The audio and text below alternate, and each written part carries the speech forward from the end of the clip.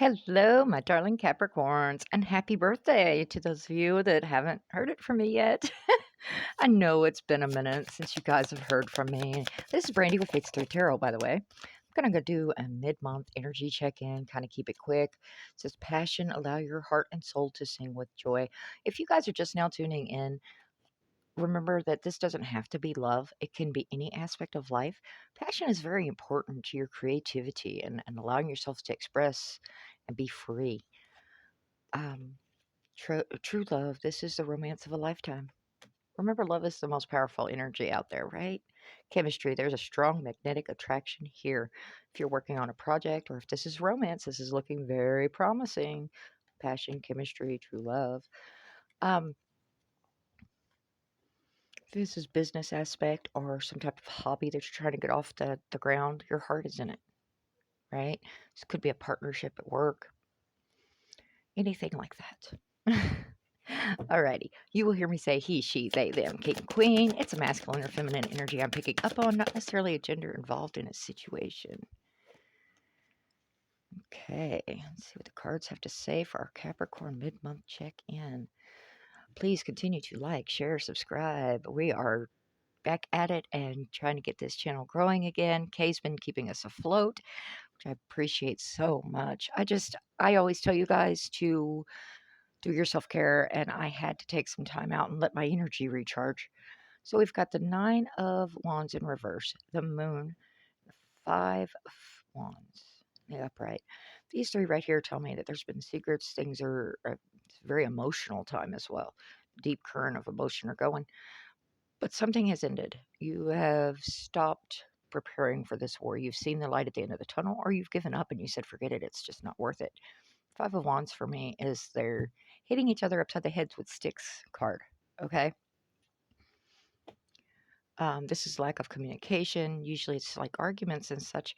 But if you get everybody on the same page and actually listen to one another, it'll resolve a lot of this conflict. It can also speak of inner conflict.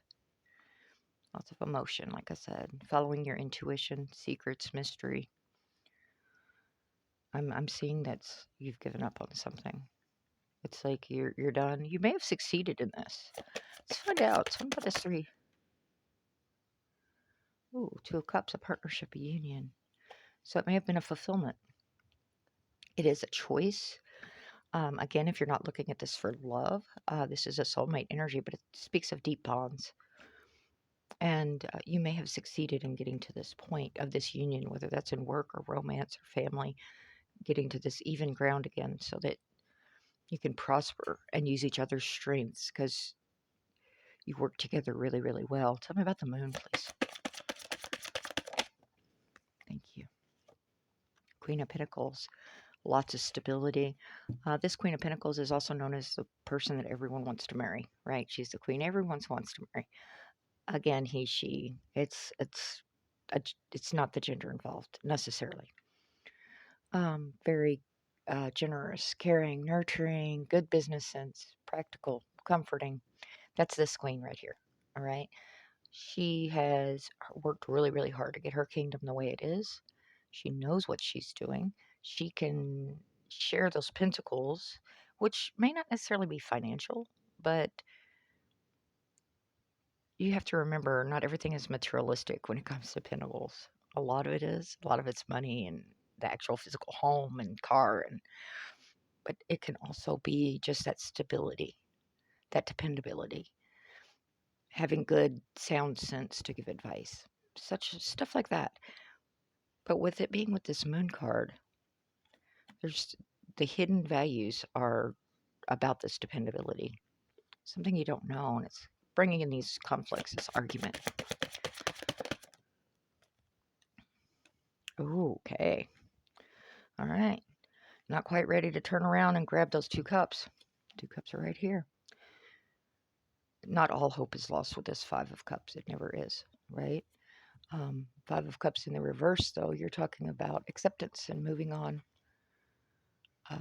finding your inner peace kind of thing. Which again, I was seeing with this, it was an ending. There's something ended. You were at the light at the end of the tunnel, whether you gave up that battle or whether you won the battle. One way or the other, it's accepting, and you're about ready to move forward, move on. I've got to look into this because I always do. That Six of Pentacles is supposed to be like the equal give and take, right? I have trouble with that because it's, there's a giver, there's a receiver, and then there's a beggar. All right, so let's find out. Tell me about this Five of Pentacles, please. Six of Pentacles, excuse me. Ace of Wands. Six of Pentacles, please. Some burdens. Okay. Page of Cups. It's an offer coming in. It's good news. The Lovers, again, with the choice. Major. I've been getting this a lot lately as far as this major connection that's coming in. If you believe in soulmates, this is soulmate type energy. This is somebody you're going to be very deeply bound with, whether it is in romance or life or family or work, whatever. Very deep connection. In this Lovers, they are going to be able to rely upon each other. They're figuring things out. They've got an angel or source or however you look at it above them, looking down, peering down upon them in this deck. Page of Cups is the immature energy. It's unexpected good news. Could be a romantic offer of some sort or an apology moving in. Ten of Wands speaks of all these burdens, all these responsibilities that you've been carrying around, whether they were yours to carry or not, right? It is time to put some of this down. It's heavy. It is a burden. I mean, okay, let me think. Responsibility, stress, feeling burned out. Some of this isn't yours to be carrying any longer. It's time to set it down and sort it out. Excuse me, this Ace of Wands. It's interesting for me that you got the Ace came out first and then the 10. It's like you've set it down. Starting again with this new inspiration, this new purpose, this new energy and willpower and just like adventure.